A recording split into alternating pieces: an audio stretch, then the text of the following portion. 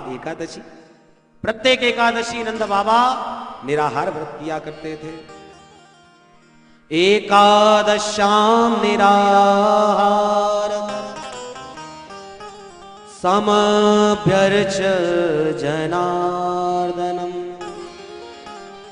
स्नातुम नंदस्तु कालिंद्या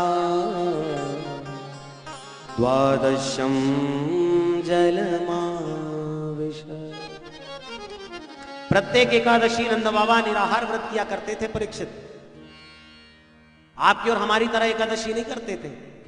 प्रेम से कहो श्री राधे। जिस दिन सबसे ज्यादा माल छन जाए, कोई कहे क्या बात है, बोले आज हमारा व्रत है। साबूदाना की खिचड़ी भी, पुड़ी भी, खीर भी, पापड़ भी, चिप्स भी, रबड़ी भी, मिठाई भी। उन्होंने कहा क्या बात है भाई आज? बोले आज हमारा व्रत है ना एकादशी, तो हल्का फुल्का ले ले रहे हैं। क्या कर रहे? बोले फलाहार कर रहे, नाम फलाहार और कर रहे फुलाहार। प्रेम से कहो श्री राधे। ऐसी एकादशी नहीं होती। एकादशी का मतलब क्या होता है? जब हम एकादश इंद्रियों से अपनी इंद्रियों को वश में करके भगवान को उस दिन एकादश इंद्रियां भगवान को ही समर्पित कर दें, उसका नाम एकादशी है। कुछ लोग तो कहते हैं महाराज जी एकादशी का मतलब होता है जिस दिन एकादश प्रकार के पकवान खाए जाए। और न जाने महाराज फलाहार के नाम पे लोग आजकल तो क्या क्या नहीं बनाने लगे। एक यजमान के यहां पर हम एकादशी वाले दिन गए। यजमान बोला महाराज जी आज हमने आपके लिए डोसा बनाया है। हमने कहा भैया हमारा एकादशी व्रत है। बोले फलाहारी डोसा बनाया हमने।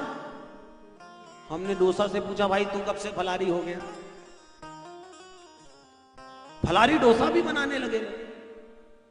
एकादशी का मतलब होता है जब एकादश इंद्रियों से हम एकाग्र चित्त होकर के नितांत शांत में एकांत में बैठ के उस कांत के चरणों में अपने जीवन को समर्पित कर दें, उसका नाम एकादशी है।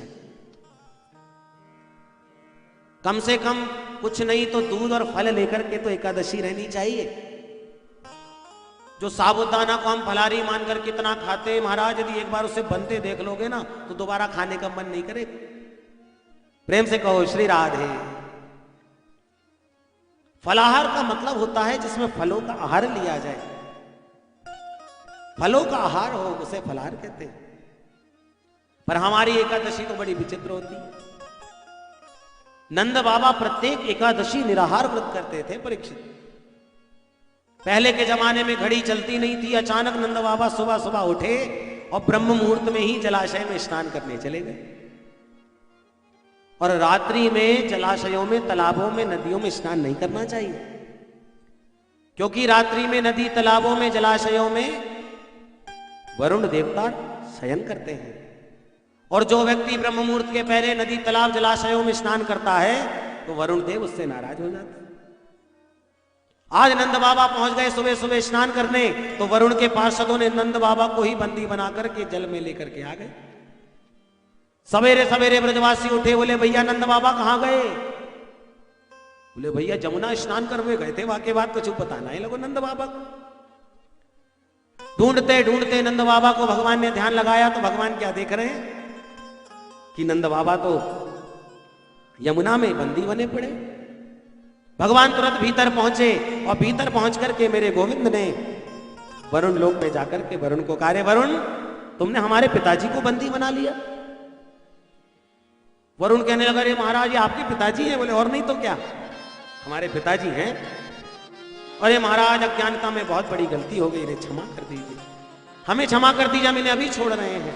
और भगवान ने तुरंत छुड़ा करके नंद बाबा को पुनः वापस ले आए।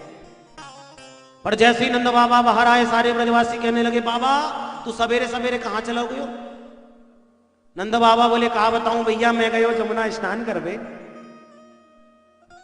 और जैसे ही जमुना स्नान करवे गयो कि चार चार चमकीले चमकीले मुंह को पकड़ करके बंदी बना के जमुना जल में ले गए। पर न जाने मेरे कन्हैया थे, उन सब की कहा दोस्ती निकली भैया कि जैसे ही मेरे कन्हैया नदी में पहुंचो तो वे सब लोग लोटपोट होके मेरे कन्हैया को प्रणाम करवे लगे। और जैसे ही मेरे कन्हैया ने बताया कि मैं यहाँ को बाबा हूं, तब तो महाराज वैसा मुंह को भी प्रणाम करवे लगे और तुरंत मुंह को छोड़ दियो। ब्रजवासी समझ गए जिसकी पहचान वरुण लोक में भी है, वो कोई साधारण पुरुष नहीं हो सकता, साक्षात भगवान है।